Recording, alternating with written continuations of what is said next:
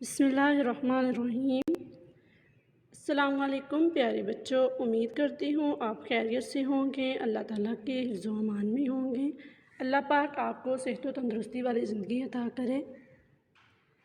میں آپ کو کلاس میں خوش آمدید کہتی ہوں۔ سنہری بات بیٹا، سنہری بات کا مطلب ہوتا ہے کہ اچھی بات۔ تو آج کی اچھی بات کیا ہے؟ صبر رکھو، ہر چیز آسان ہونے سے پہلے مشکل ہوتی ہے۔ مطلب ہم کوئی بھی کام کریں وہ پہلے ہمیں مشکل لگتا ہے اور مشکل کے بعد ہی آسانی آتی ہے، اس لیے ہمیں صبر رکھنا چاہیے۔ بیٹا آج کا عنوان ہے کلمہ اور محمل، صفحہ نمبر 8 ورک بک سے صفحہ نمبر 8 کلمہ اور محمل ہم آج کریں گے۔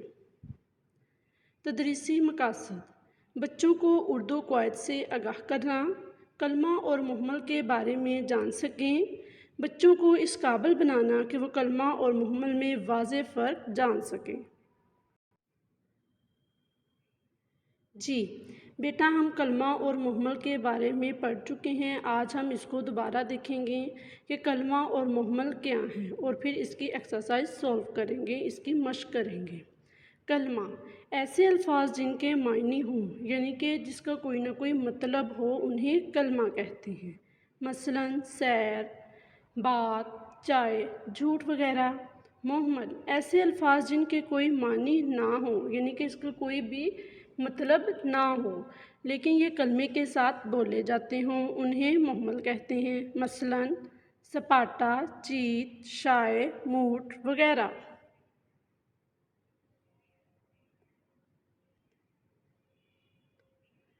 جی اب ہم اس کی مثالیں دیکھتے ہیں۔ سیر، سپاٹا، یعنی کہ کلمہ کے ساتھ ہم نے محمل کا بھی استعمال کیا۔ سیر کیا ہے؟ کلمہ اور سپاٹا محمل۔ بات، چیت، بات کلمہ اور چیت محمل۔ چائے، شائع، چائے کیا ہے؟ کلمہ، شائع محمل۔ جھوٹ، موٹ، جھوٹ کیا ہے؟ کلمہ اور موٹ محمل۔ بیٹا اب ہم نے کلمہ اور محمل کو دیکھا کہ کلمہ اور محمل کیا ہیں اور وہ کس طرح ایک دوسرے کے ساتھ استعمال ہوتے ہیں۔ تو اب ہم اپنی ورک بک سے یہ کویسچن نمبر 2 سولو کریں گے، اس کو حل کریں گے۔ کالم الف میں موجود کلمہ کو کالم ب میں موجود محمل سے ملائیں، یعنی کہ آپ نے کلمہ اور محمل کو ملانا ہے جو اس کے ساتھ میچ ہوتے ہیں، ٹھیک ہے؟ تو فرسٹ کیا ہے؟ بازار، تو بازار کے ساتھ کیا آئے گا؟ جی اب آپ بتائیں گے بازار کے ساتھ کیا آئے گا؟ بازار۔ گھر، گھر کے ساتھ کیا آئے گا؟ ور، گھر، ور، یعنی کلمہ اور ور محمل۔ جانا، کلمہ اور وانا محمل۔ گڑیا، وڑیا، گڑیا کیا ہے؟ کلمہ اور وڑیا محمل۔ موٹا، کلمہ اور چھوٹا محمل۔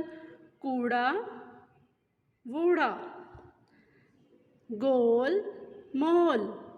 چائے، چائے کے ساتھ کیا آئے گا؟ چائے، وائے۔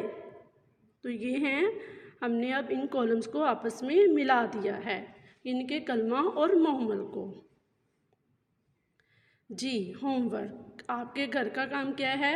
ورک بک صفحہ نمبر 8 پر دیے گئے کالم مکمل کریں، یعنی کہ آپ نے ان کالمز کو آپس میں ملانا ہے کلمہ اور محمل کے۔ تھینک یو سو مچ، اللہ حافظ اینڈ ٹیک کیئر، اپنا خیال رکھیے گا اور دعاؤں میں یاد رکھیے گا۔